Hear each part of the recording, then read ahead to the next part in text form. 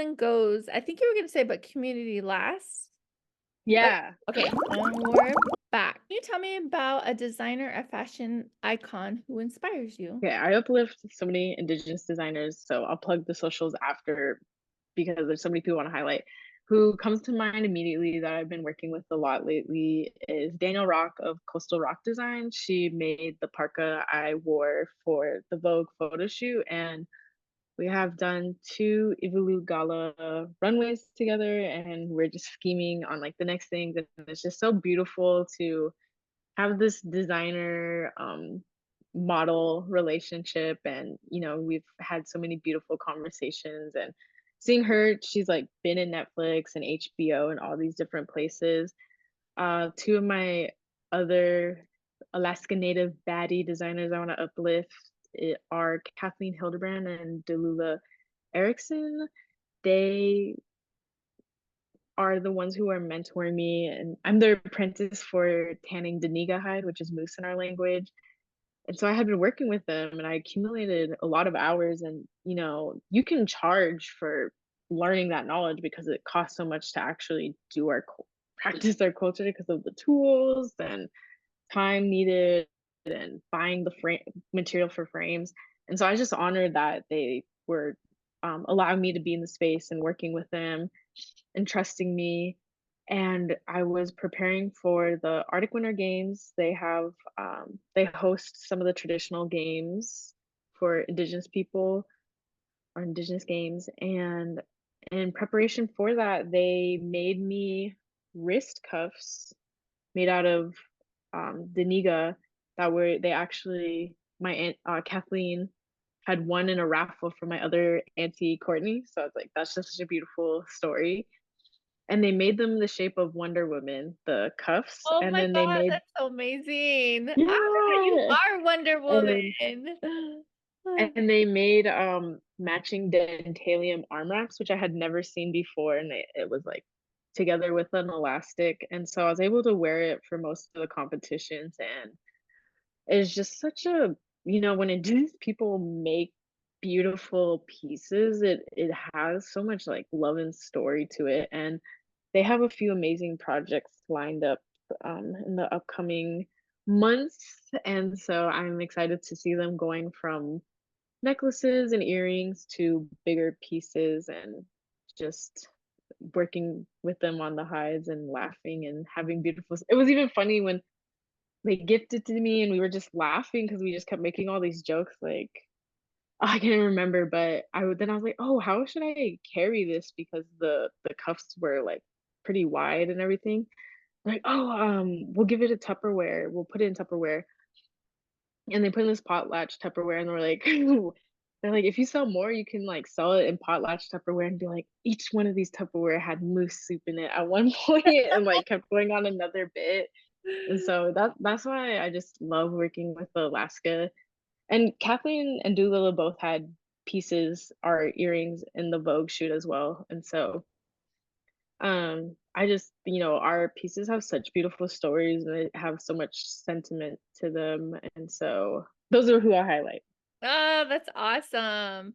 I love that it's, like, circular, that there was the, Tupperware that's multi-purpose and then now it has this designer piece, so it just, like, elevated it even though it's, like, a community thing. I love that because as natives, we're always looking at ways to be sustainable before sustainable was a thing, because that's just what we did to, make sure that the stuff we had lasted because we knew that we don't know where we're gonna get it the next time, so we gotta make sure that it lasts, so that's a funny story, but yeah, the beauty and creativity in our community is top notch, I tell you what. Mm. So, I know, yeah, so, okay. So, when you talk about them as being mentors, mentorship is often key in personal and professional development. Can you tell me how your mentors played a significant role in your journey? And how did they shape your perspective on creativity, leadership, and empowerment?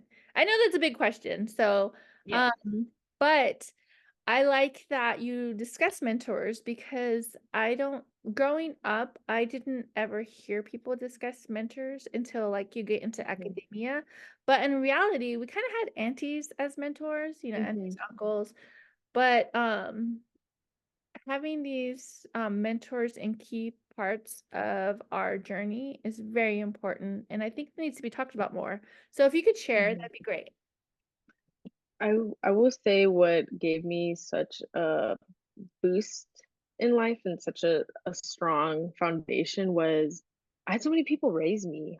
My mom was young, both my parents were young, and so my grandparents raised me and my great grandparents would babysit me. And so I just grew up so comfortable in my village and loved by so many. And that love translates into so much of how I move and go through life. And Kathleen, the designer, she was actually my seventh grade teacher. And we learned that my grandpa's brother and her sister were married. We're like, oh, so we're family. And so it just she has seen me through so many phases in my life. I feel like I've lived so many different lifetimes, but there was such a core to me. But going through these eras and movements and moments and changing with what I'm learning and what I know. And so I just have always felt really I've always found my people like from a young age. And then I went to a state funded boarding school. We don't have a lot of there's a lot of villages that don't have a high school, so we still have pretty predominant native boarding schools in Alaska. And I went to Mount Edgecombe, which is really known for graduating young Alaska leaders. And I they say that students will find so much success in life if they have five mentors outside of their extended family. And I did a lot of sports, and so my coaches they really supported me. Didn't have a lot of like I didn't do with sport for a really long time. By the time I was in high school, I just kind of like had a really good attitude, and they encouraged that so much. And I ended up finding like really great success. And I found my teachers I could like really banter with and just be have these conversations. And I think about, we were in the dorm setting too, so we had RAs and counselors and everyone, they just made me feel comfortable in all these different spaces and talking about different things. And then when I went to college, I was in wrestling, and I see two of my coaches, Marcus and Joey, they were like my dads, my California dads. I've seen them in a way they really highlighted the importance. They're like, you're going to be a student and you're going to be a community member, and then you're going to be an athlete. And when we want to graduate like full rounded out community members and grown women. And they really did that. And so and then by the time I found my community online and like found indigenous events online. And so not only mentors but partners and people you're committed to, and people committed to their lands and committed to their who they're with.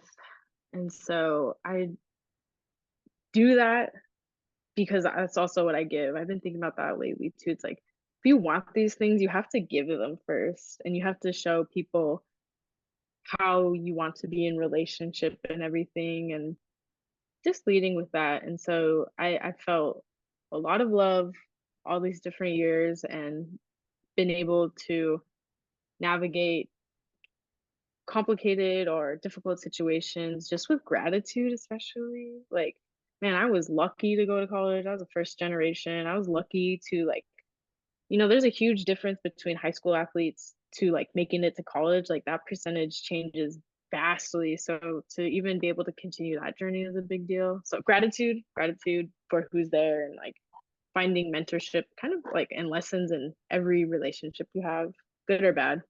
Yeah, that is important. Mentors are so important. Because community members are amazing, But when you are trying to go in a certain area, I think having a person mentor you from that area, like college or business or wherever you're trying to go, to have somebody walk with you is important. Especially you speaking as a first gen natives, indigenous person at school, like that must have been a big deal. Especially if you go into a space where it's primarily native students at your school, and then you go into a space where you are the actual, like, less than 1%, of the Mhm. population, then you really need a mentor because I know, well, my college was a tribal college, so there was a lot of native kids there. But I can't imagine going to a university where you're grew up, like, on a res, and then now you're in the city and you're with less than 1% of the population you can relate to. Definitely have to have somebody there to guide you. So it's important. Yeah, I didn't think I was gonna make it past that first year. I kept thinking I was gonna have to, like, quit the college I was at because it's, like, the expenses and the struggling in classes and struggling in athletics, but just everyone they're like, "If you wanna do it, we'll support you, and, like, we'll figure it out," and so I just had like, my coaches and the work staff, or the admin staff, and my parents and family, and just like sharing online, and people were helping me find out ways. So being comfortable in telling my story too. And that was rough too because, in our earlier conversation, we were talking about like how do you learn how to speak in conferences and all these things. And I started in a rough place, being in there and mostly non-native spaces. Like people said outlandish, horrible, discriminative things. And I that's kind of where a lot of my like real anger started sprouting, and seeing how the world is and how some people see everything. And I took that anger and I like spoke out so much and really refined my knowledge, and was like, if I want to talk to people like this, like what do I need to know, and how do you respond to this? And I've cried in classrooms. I've cried in front of people just fighting for my humanity. And when you start there, I wouldn't start there, but like when you go to that place at such a young age, and like when I went into my career, also I found a lot of amazing mentors. I have amazing mentors for my career because I go to these digital equity spaces. Like, yeah, I'm Alaskan Native, and these natives who have been in the digital equity field for 20 years, broadband, internet, they were like, wow, we've been trying to connect with more Alaska Natives. And you're like the first one we've connected with, which is wild. And the digital equity space, it's also people from their community for their community, like Yeah. Latinx, Black, disabled, immigrant, like they really in there trying to get their people their resources they deserve. And so I didn't have a lot of knowledge. I didn't come from the background. I got a psychology degree, and I'm just like, this is the vision I have for Alaska. This is who I am. One of my first big presentations, it was like they called it lightning rounds at this conference. You had 3 minutes to like pitch something essentially. I'm like, I guess I'll do it. I don't really have anything to share. So I said all that, and then I just was like, on a boss seat, thank you so much for giving me this platform and getting me here and supporting me.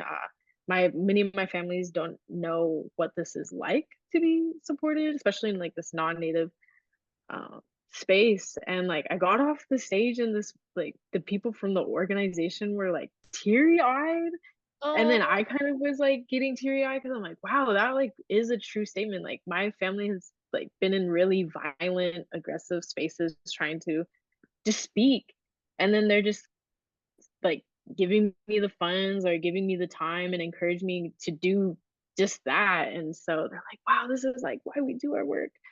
And that was like going from the college setting and being discriminated against pretty severely to being in a career where I'm uplifted and everything.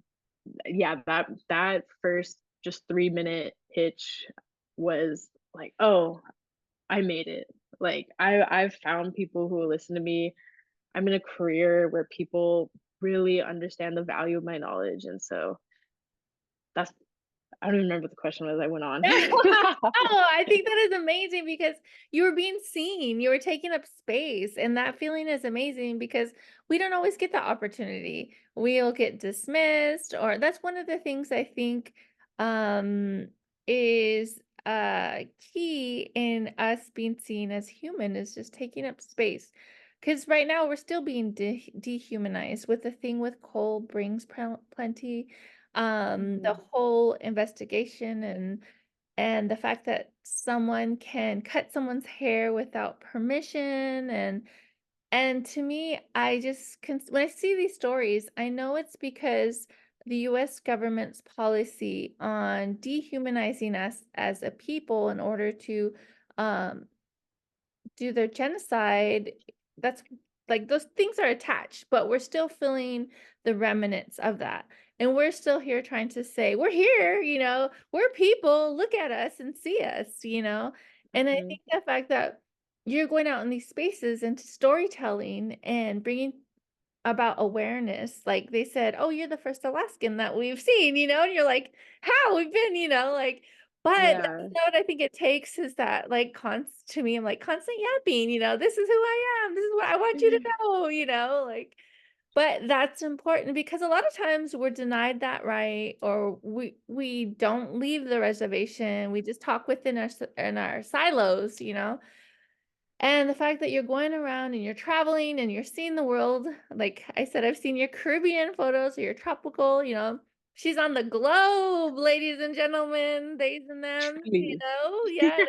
So, and she's taking up that space, but it's important in our journey is that don't keep the knowledge to yourself, but share it, just that's what we're doing here, storytelling, sharing, bringing about awareness because Mhm. and when it all comes down to it, that we want people to respect what we have to say and not say these outlandish things, because I've heard things, gotten arguments, and, the same thing. But in reality, I wish we don't have to do that, I wish that we had Mhm. the same, um, respect that other minorities receive. There was something I was reading, and I was like, people just need to ask themselves, would they do that to another minority? Like, no, they wouldn't, Mhm. like on Yellowstone, one of the actresses, I guess, is Chinese. I'm like, in 2024?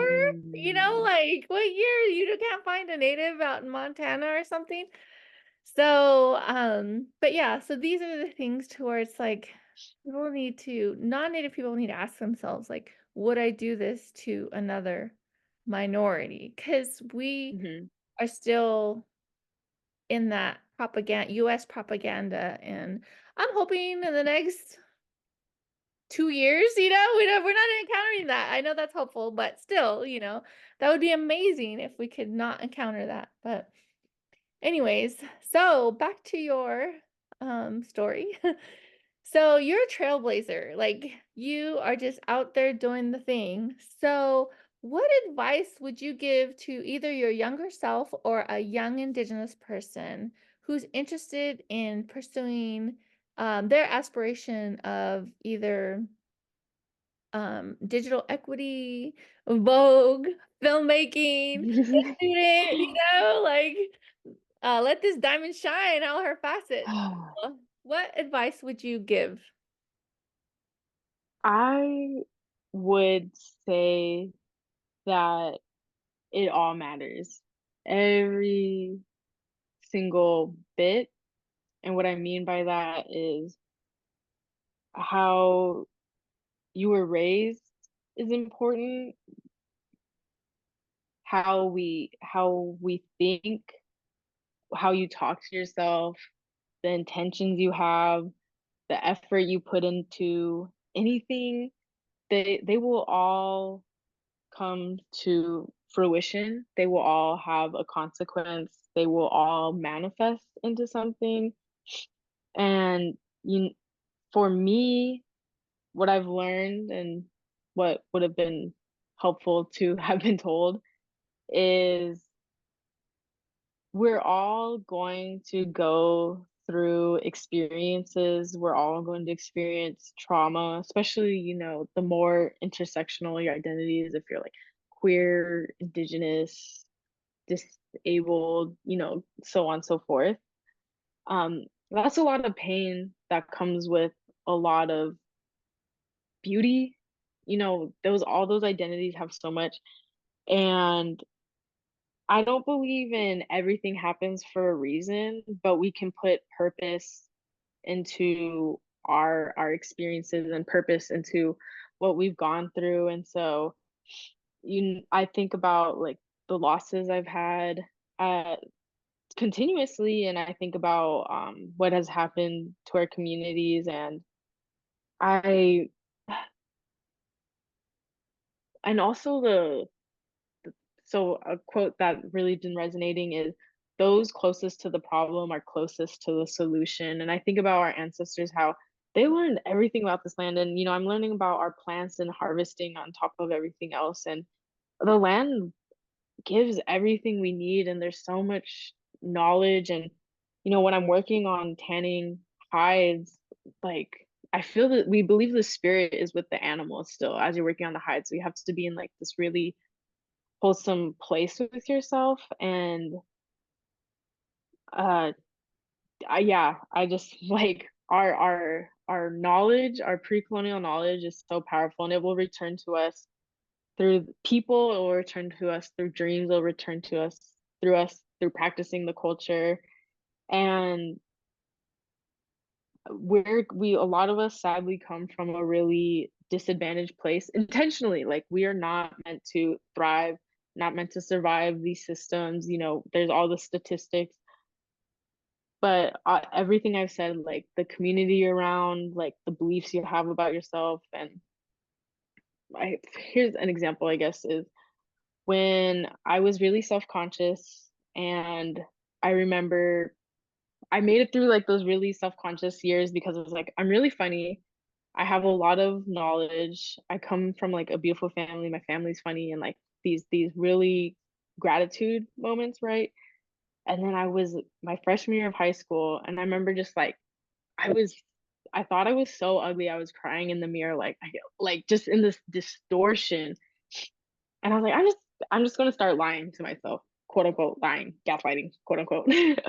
I'm just gonna start telling myself like I'm so beautiful, and like I love myself so much. And so much of me didn't believe it, but I was just like, I'm just gonna focus on the part that believes it and that feels it, and I'm just gonna like stay rooted into it. And now I just move so comfortably through the world, and it allows people around me to feel really comfortable about themselves. And I think that's the other thing. We're like a mirror to one another. And so I just want those around me to feel how I feel about myself. And like that holds me accountable to that. So that was a lot of different things. But again, returning to like it all of it will have an impact. And so the way you move through life is how life will move through you. I love that quote right there. That just sums it up.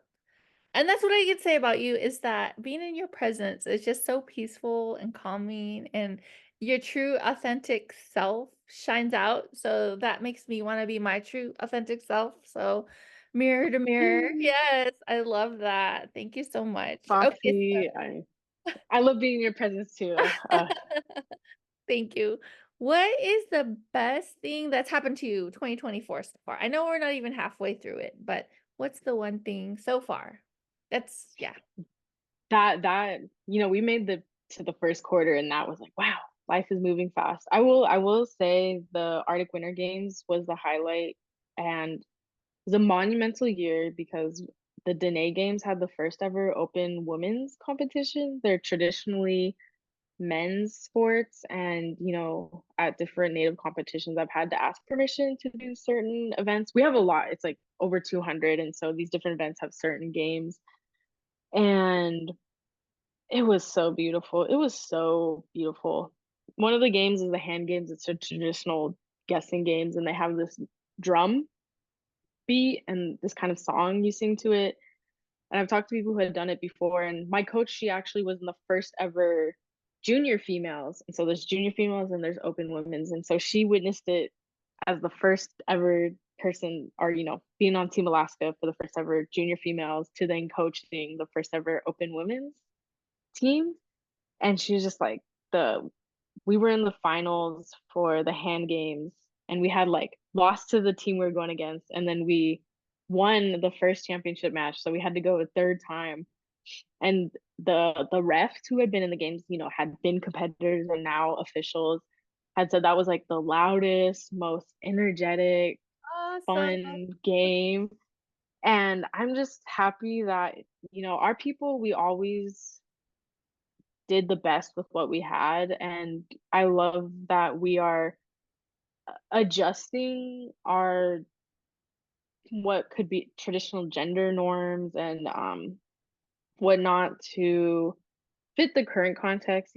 We came from matriarchal societies and now in patriarchal, and we're losing a lot of culture. And I'm happy they're allowing the rules of what it took to compete in these games to be opened up because me competing in the native games has encouraged me to do different parts of my culture and to learn more traditions. And when I talk to other native people, we're exchanging this knowledge. And so I just hope we continue to encourage like more participation because I that community, the DNA games community, they're a family now. I invited a lot of the aunties from Nunavik and Kalalit Nunat to come to Alaska to compete in our native games here, and some aunties and yeah, all over. So I'm excited I just know what happened at those games is going to continue unfolding. And same, I was in an Alaskan Native Filmmakers intensive, and I felt the same way. I'm like, what's happening here is going to continue unfolding,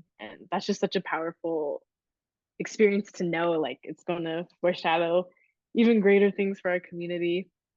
That is awesome because it can only get bigger and better and everybody coming together. And I feel like everybody being there, like I had said before, when we start knowledge sharing and storytelling, and I feel like our ancestral memory, the DNA is like sparking and we're sparking off of each other. And it's just good vibes. So I Our love it. ancestors said, finally. I know, for real, for real. So, okay, so now I have 3 rapid fire questions. Okay. So, what is your favorite place in the world?